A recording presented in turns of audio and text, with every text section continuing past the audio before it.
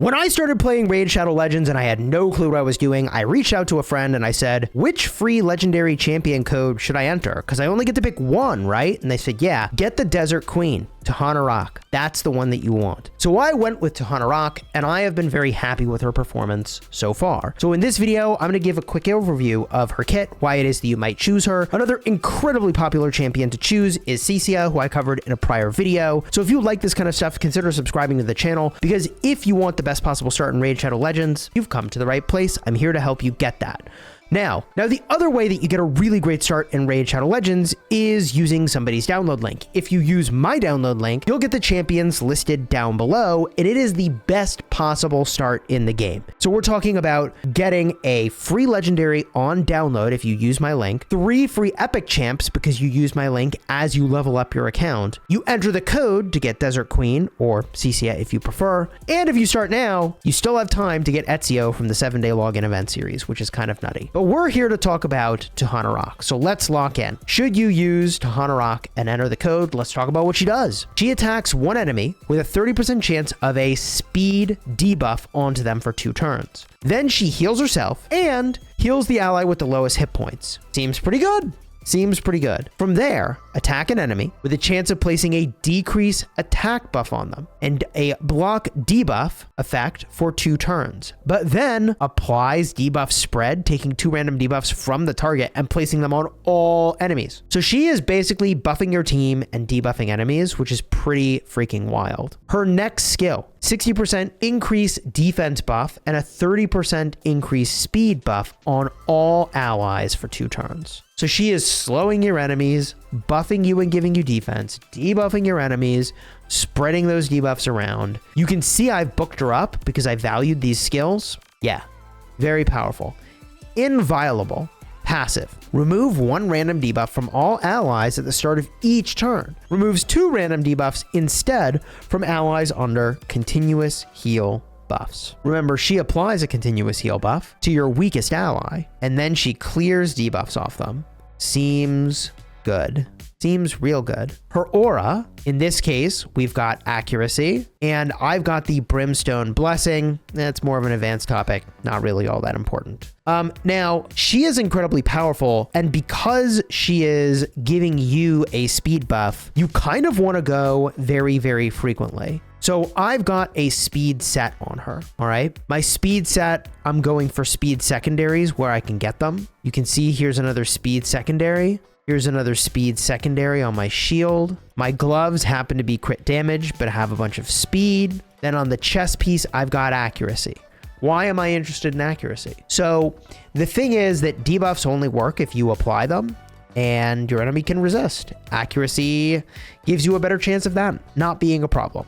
So accuracy on the chest piece is pretty sweet. And then over here on the boots, of course, we've got speed. So the goal was to stack as much speed as we possibly could. I happen to have the 106 base plus 163 speed on top of that. So what, 269 speed? Pretty decent. I don't know that these are exactly perfect. Probably not. But I've got defense, then I've got defense again, no speed on those, and then here's some speed with HP, flat HP. And if we get a look here, you can see I've got 2 of the speed set, so 12% speed boost twice. And then these pieces are mismatched because I really just needed speed boots and I needed accuracy. And Tuhanarak early on, I think you give her this and you're kind of cooking. All right. Now I'm happy to share the masteries that I've got. I'm more oriented, I think, generally towards PvE bosses specifically. 60% chance of inflicting bonus damage when attacking. Bonus damage equal to 10% of the champion's max hit points or 4% of the target's max hit points when attacking a boss. But I also have some support masteries over here. 30% chance to extend the duration of any buff cast by this champion by 1 turn. Seems good. We've also got Master Hexer. 30% chance to extend the duration of any debuffs cast by this champion. It doesn't extend these debuffs, but the reason that we're going for this is that we're applying a lot of buffs and debuffs, right? So we kind of move all in on that game plan.